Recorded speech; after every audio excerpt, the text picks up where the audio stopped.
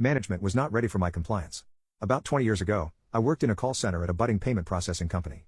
The main performance metric was the time service factor, or TSF, which required answering 80% of calls within 20 seconds. Due to a constant queue of calls, achieving this goal was impossible. Customers were unhappy. Management was unhappy. The stage was set. Enter tech support. I was hired fresh out of high school to be the call center's sole tech support and handle customer-facing application migrations. In retrospect, they basically brought me on as a project manager and systems consultant, but I didn't know any better.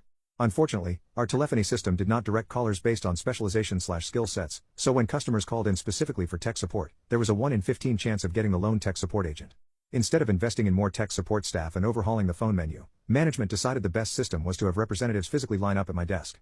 It was frustrating and extremely overwhelming to balance my migration projects and the queue of callers that were waiting for me. So I adapted by remaining in not ready, as much as possible.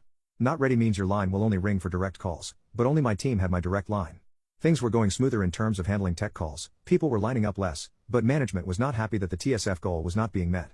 Then one day my lead pulled me aside and confronted me with my telephony stats.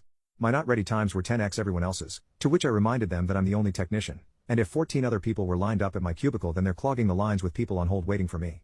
Management did not care, I had a special skill, but I was not special enough to be exempt from the metric. No more not ready. So, I pretended my not ready button no longer existed and went about being a rank and file call center rep. The moment I was done with one call, I had to pick up the next. This meant during migration waves and outages, there were moments where my entire team was lined up at my desk waiting to transfer their callers to me. After about 10 to 15 minutes of just seething by my cubicle's window, some began to confront me. I explained that I was forbidden from using not ready to keep my line open. The call queue would have to die down completely until my line was open to accept a transfer call. You could cut the tension with a knife. TSF continued to tank, then call abandonment rate skyrocketed. Customers were unhappy. Management was unhappy. So management did the obvious thing and hired more technicians, right? Right? Nope. First, the new protocol was to post a sticky note with the customer's callback number and ticket number on my desk, tell the customer to expect my callback, hang up, then take the next call. From then on, I was expressly only allowed to conduct the callbacks when there were fewer than 10 callers on hold. Second, they took 2 of the regular call center boomers and sat them with me to job shadow.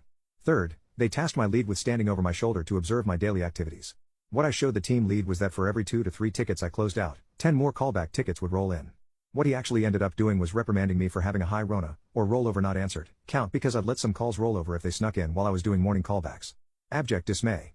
The nightmare finally ended with the mortgage crisis. Management's brilliant business acumen had led the company to insolvency.